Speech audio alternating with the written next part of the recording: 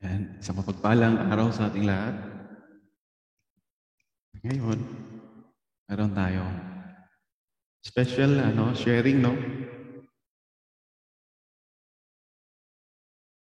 And praying na lahat ng mga dito, Lord, today we pray na, I pray na ma-encourage kami yung mga banal na salita na ating i-share ngayon sa ating mga kaibigan, mga kapatid na makikinig.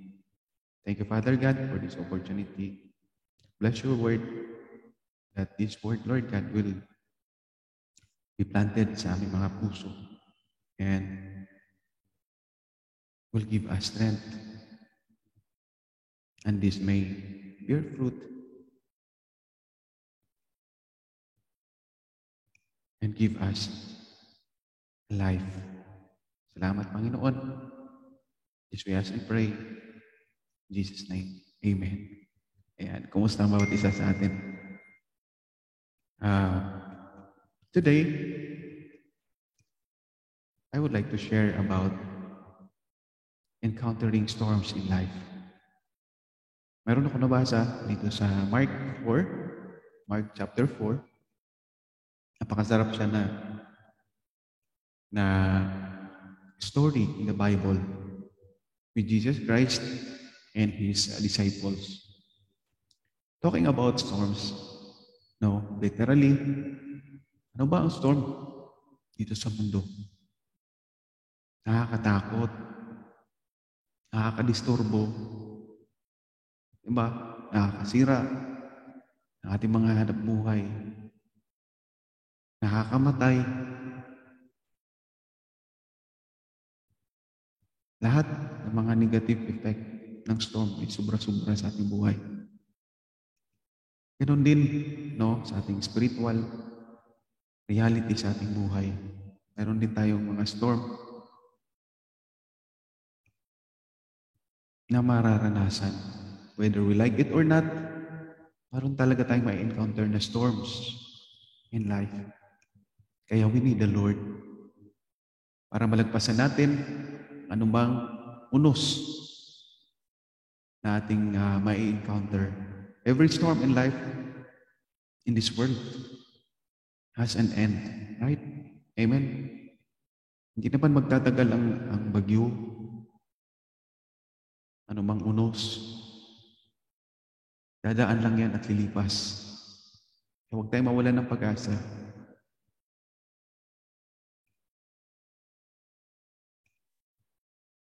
Kailangan natin ng Panginoon.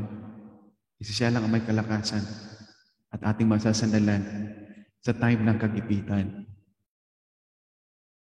Sa sinasabing storm na yan. Amen? So dito sa Mark chapter 4, 35 to 41, ang Panginoon dito previously, tuturo siya doon sa mga Jews, marami siyang mga audience, no? Yung mga tauhan sa Israel. And after noon, isang gabi, ito, that day when evening came, he said to his disciple, let us go over to the other side. Doon sa kanilang lokasyon. Leaving the crowd behind, he took him along. Sumakay sila ng bangka. Just as he was in the boat, there were also other boats with him. A furious squall came up. Yung storm, yun na yun, furious squall came up and the waves broke over the boat. Muntik na silang malunod so that it was nearly swamped. Jesus was in the stern. Doon lang si Jesus, no, sa bangka, sleeping on the cushion. And the disciple woke him and said to him, Teacher, yan, tinatawag kasi ng mga disciples Jesus Christ as their teacher. Don't you care if we drown? Then Jesus Christ got up, rebuked the wind, and said to the waves, Quiet and be still. Yan. Na-rebuke ng Panginoon. Then the wind died down and it was completely calm. naging mapayapa. Bigla,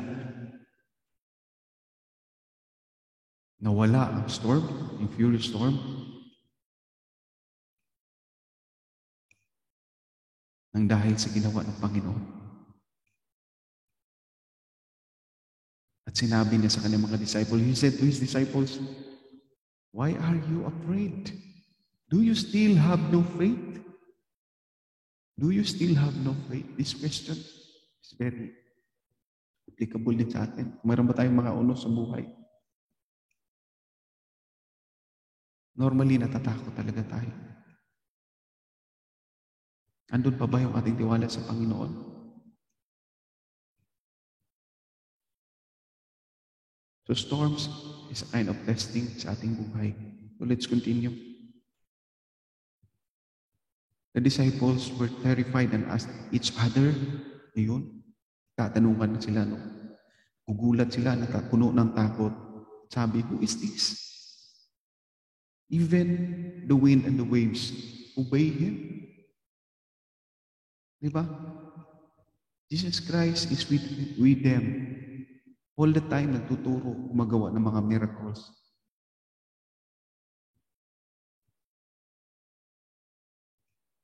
But still, andun pa rin yung katanungan nila na, who is this?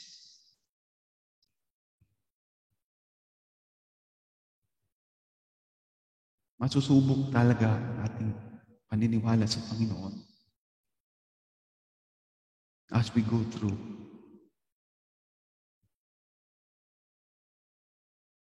Sa ating bawat buhay, lalong-lalo na sa atin na mga naniniwala sa Panginoon. Paano natin malalagpasan ang storm na given na dito sa mundo?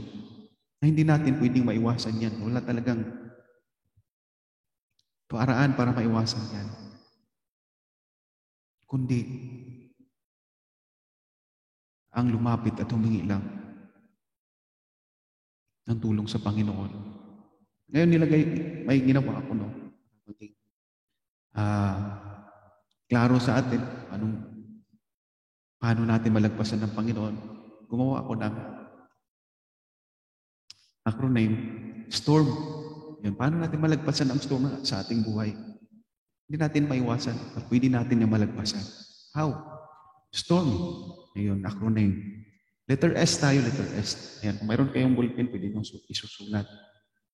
S stands for stay connected with God. Kung mayroon mang storm tayong mararanasan, kung nasa storm man tayo ngayon,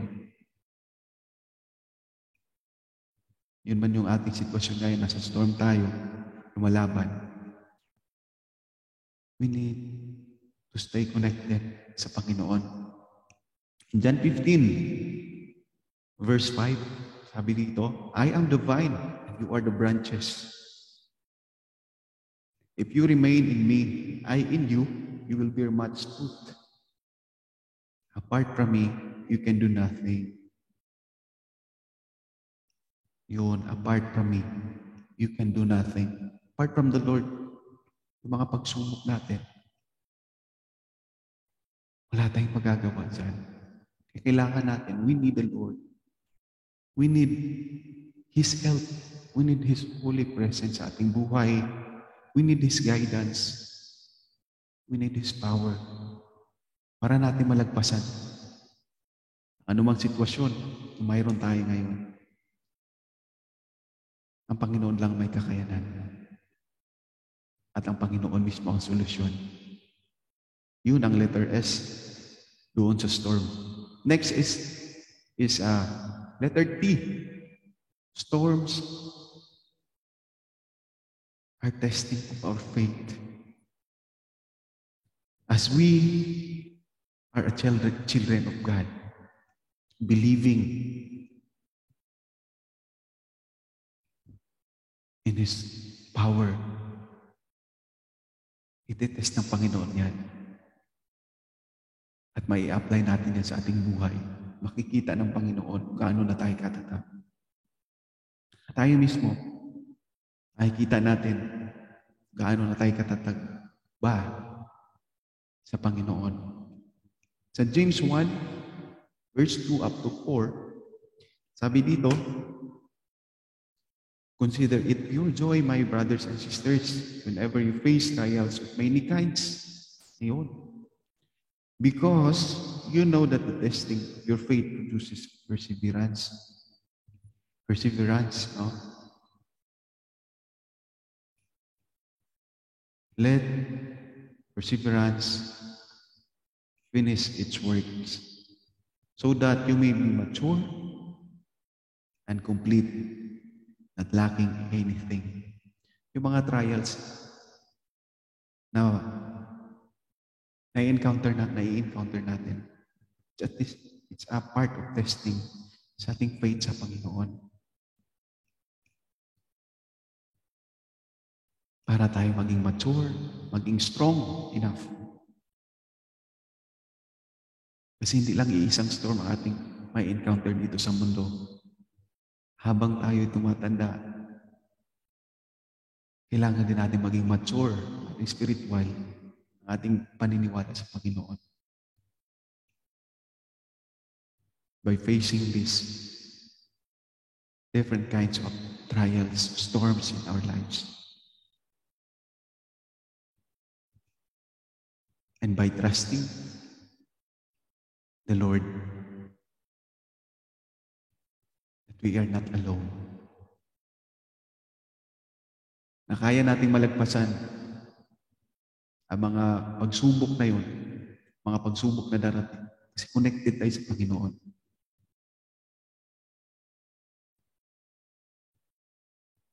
He will never leave us nor forsake us.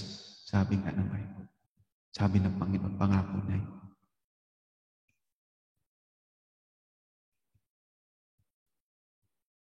You may be mature and complete, not lacking anything. So my good benefits, ang mga trials, ang storm sa ating buhay bilang isang Kristiyano. Para maging kumplito ang ating kalakasan, ating paniniwala sa Panginoon. Hindi natin yun maiiwasan, pero kaya nating lagpasan.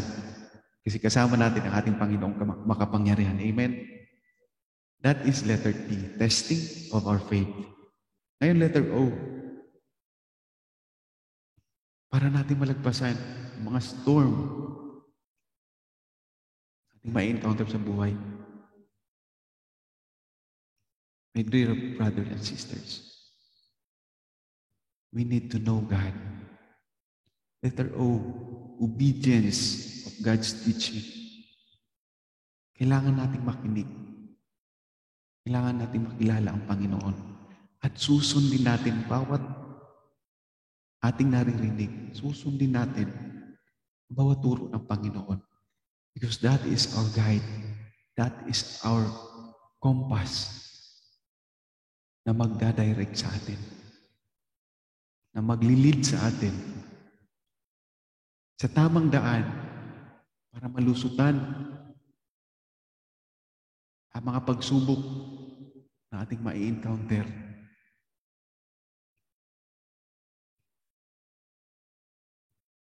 Because God will make a way. Amen? He is the way. If you obey, if you follow Him, sigurado tayo na safe tayo. Kahit nasa gitna tayo ng unos,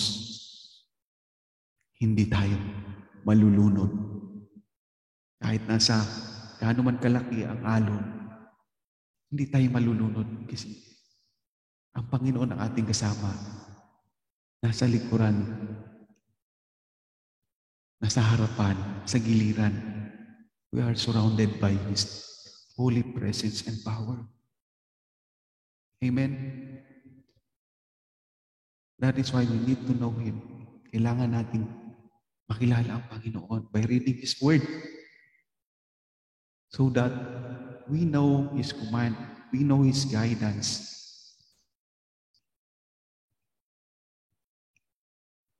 We know His instruction. Sabi sa Deuteronomy 28 verse 14, do not turn aside from any of the commands I gave you today.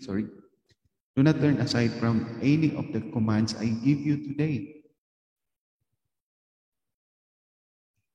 Huwag tayong lumihis sa anumang command ng Panginoon ating naririnig. Today, may command ng Panginoon sa atin. To the right or to the left. And following other gods and serving them. Minsan, ang ating paniniwala sa Panginoon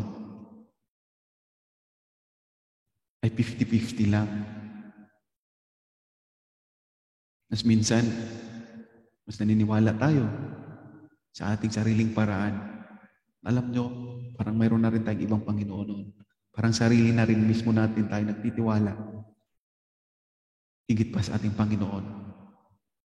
Following our own desire. Following our own way. Diba? Parang hinihigitan natin ang Panginoon. Parang ginagawa na rin natin mas makapangyarihan ang ating sarili sa Panginoon. Sinusunod natin ang ating kagustuhan.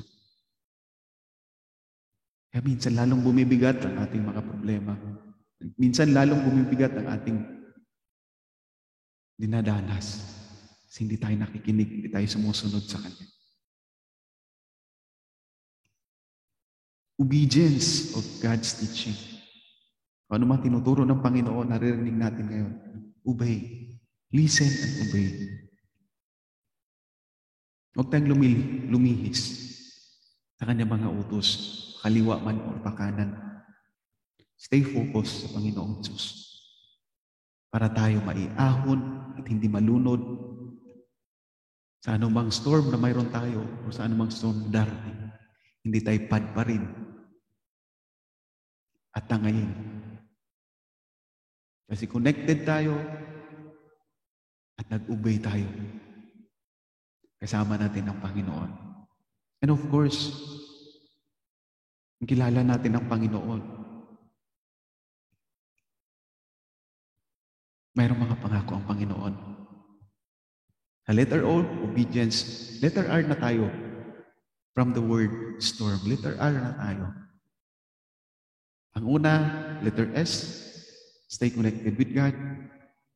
Pangalawa, storm or testings of our faith. Letter O, obedience is a must. Obedience of God's teaching para natin malagpasan ang storms na ating ma-encounter o ang storm na mayroon tayo ngayon. Para hindi tayo malulunod. And we have to know Him. While we are connected sa Panginoon, malalaman natin ang Kanyang mga pangako. Bibigay sa atin ng kalakasan. Letter R, remember the promises of the Lord. Mayroon ba tayong mga promises from God na pinanghawakan ngayon? Palakpakan naman natin ang Panginoon. Because God is faithful to His promises. Kung may command ang Panginoon, may promise din siya na hindi niya tayo pababayaan. Isaiah 41, verse 13, napakasarap na pangako ng Panginoon. For I am the Lord. Diba? Sabi ko kanina, we need to know the Lord. We need to know His command, His instruction. We need to obey. We need to listen and obey His instruction. So we will know His promise. And this is the promise of the Lord. One promise of the Lord. It's written in Isaiah 41 verse 13. For I am the Lord your God who takes hold of your right hand and says to you,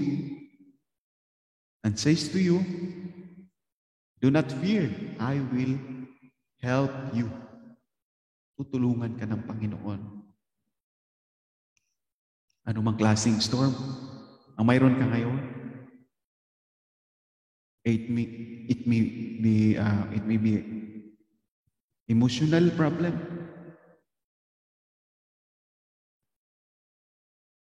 God heals the brokenhearted and binds up their wounds, yung mga sakit dyan sa heart natin.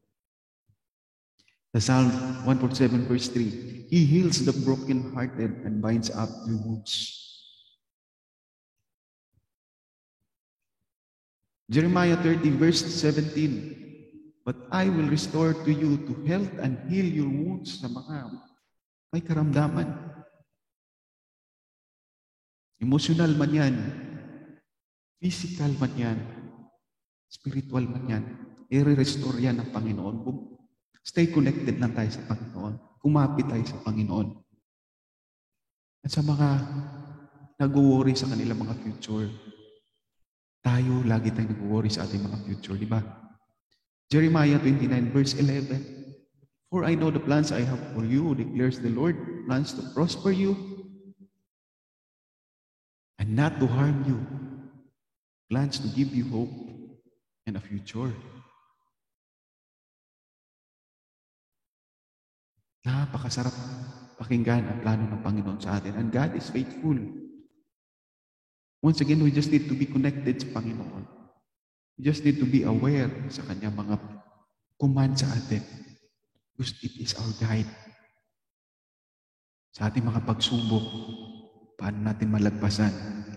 We need to hear, listen to the Word of God. At andun ang kalakasan na ating makukuha. Ang promise ng Panginoon ay tunay.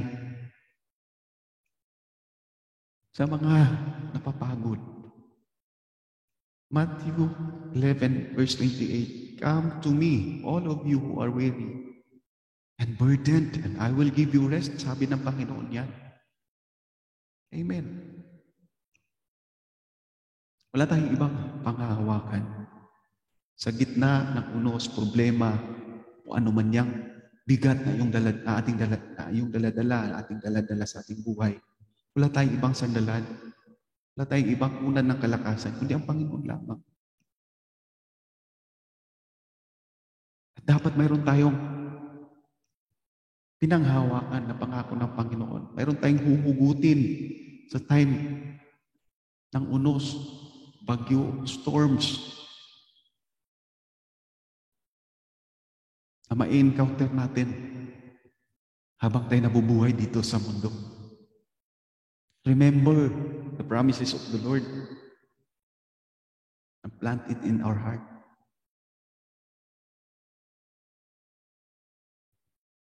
And lastly, letter M, dito, very challenging to.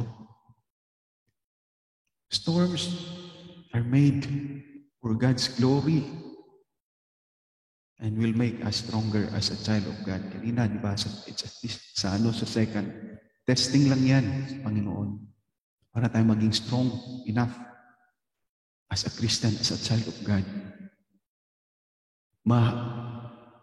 Ma-exercise ang ating faith, ma-work ang ating faith, and after ng mga trials na yun, doon mo makikita ang power ng Panginoon. Doon kasi gagalaw ang Panginoon.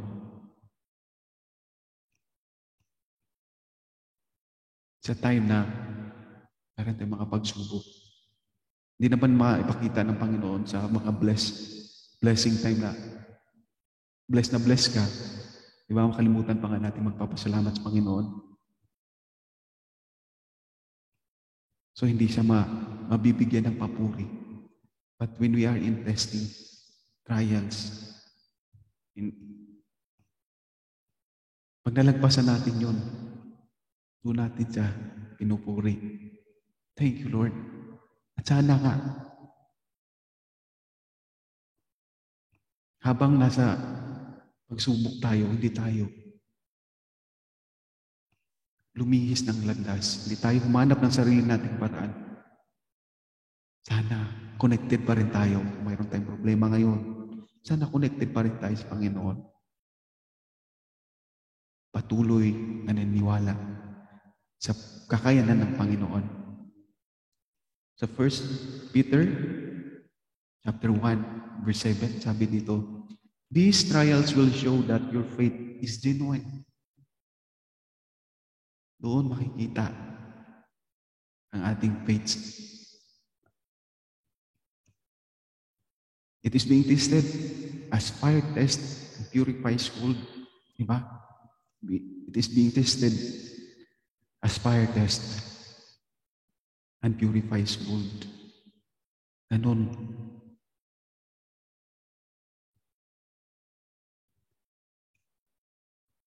Though your faith is far more precious than your gold. It is being tested as fire test and purifies gold.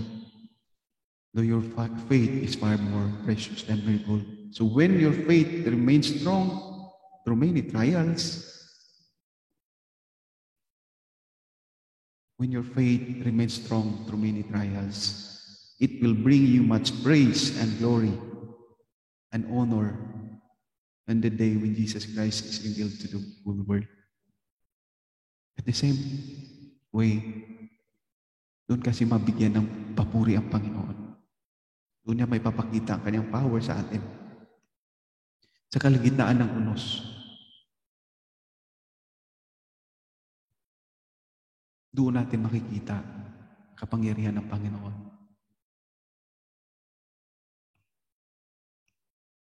Ano bang unos, problema ang ating dinadanas ngayon? Let's continue to praise the Lord. Let's continue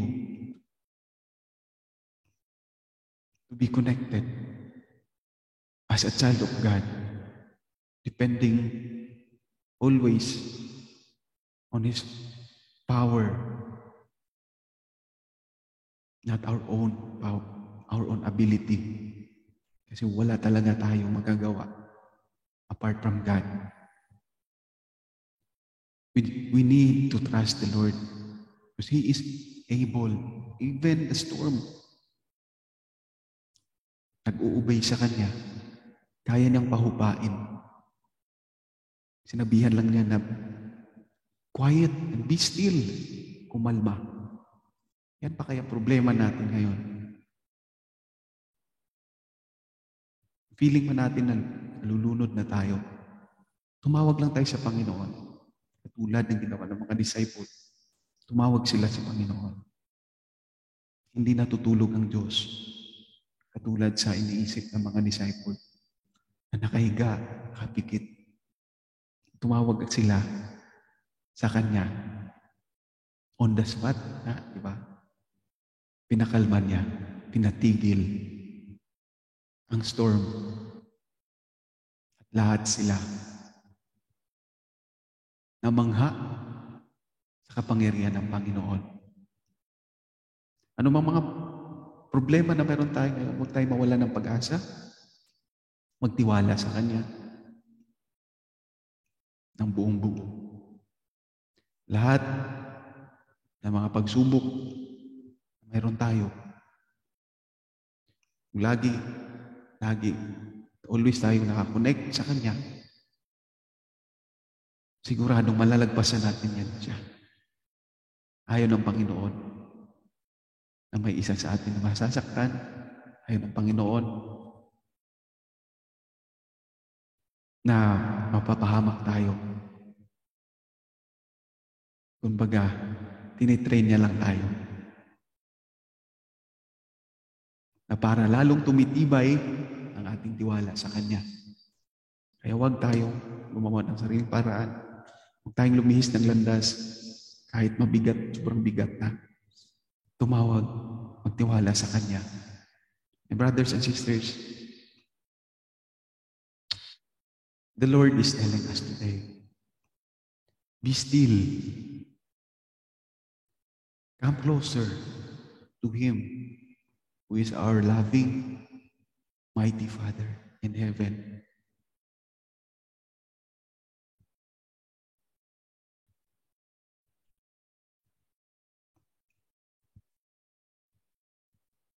Know Him and trust Him. Have faith because He is mighty. Amen. He is the one and only who is able to stop the storm in our lives. Call upon the name of the Lord Jesus Christ. There is power in the name of the Lord. He never sleep. Sabi nga sa kanta, never slumber and never tired of hearing our prayer. God is always listening to us. Kung lumapit tayo sa Kanya, lumalapit tayo sa Kanya, patuloy tayong lumalapit sa Kanya, hindi natutulog ang Diyos. At hindi din nagsasawa ang Panginoon sa pakikinig sa ating mga hinanaing at dalangin. At andyan siya. Nagmamahal at handa kang tulungan, i-comfort ka, iahon ka. Yun ang plano at gusto ng Panginoon, na pagtibayin lang ang iyong tiwala sa Kanya. Because sa darating na panahon, perfect time will come.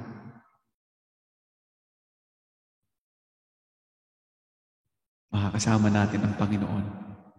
Wala nang lungkot, sakit, at unos sa ating dadanasin. Kung malagpasan natin ang mga trials, mga storms dito sa mundo, we just need to be still. Trust Him. Pagpalain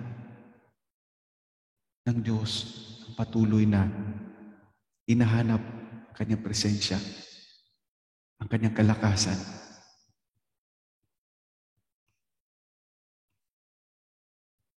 That is why we need the Lord. We need an intimate relationship. Intimate relationship sa Panginoon. Dapat nating bubuuin dito sa mundo. Dapat tayo nakafocus sa kapangyarihan ng Diyos. Not our own understanding, not our own ability, strength, but the ability, the power of God alone.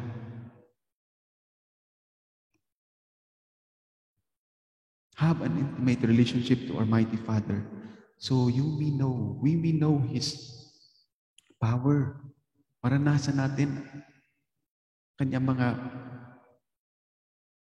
kanyang pagmamahal, kanyang mga biyaya na dapat nating maranasan kung lagi tayong connected sa Kanya, and we will not miss it. Pag lagi tayong sumusunod sa Kanya.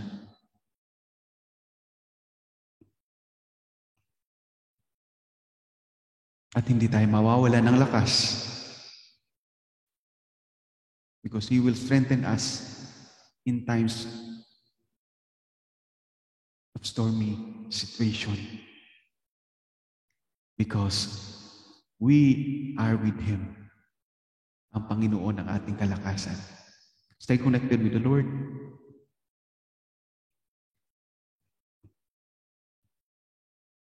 Have faith by obeying, listening. And don't forget His promises. And always praise and give thanks to the Lord. Lahat ng mga ginagawa ng Panginoon para sa atin, para sa ating kabutihan, in order for us to be strong enough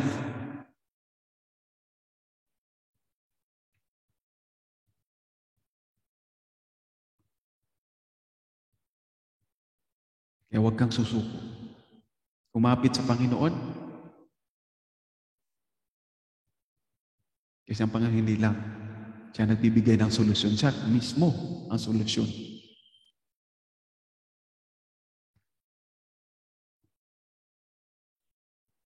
Thank you so much, my brothers and sisters. I pray, I hope and pray that every one of us who are listening here right now, nabigyan ng kalakasan ng ating Panginoon sa kanyang mga pangako. At narinig natin ang mga utos at paalaala ng ating Panginoon sa pamamagitan ng kanyang mga banal na salita na binigay niya sa atin ngayon.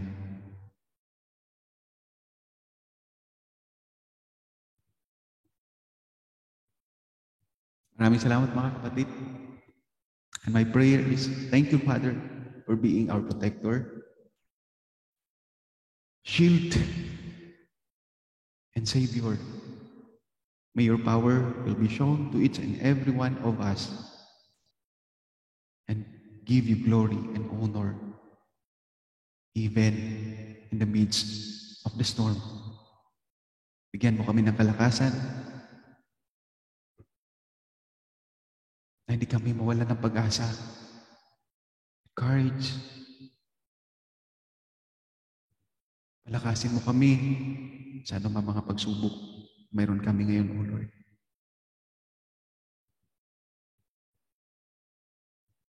Help us, O Lord, to trust in you by giving us the knowledge and wisdom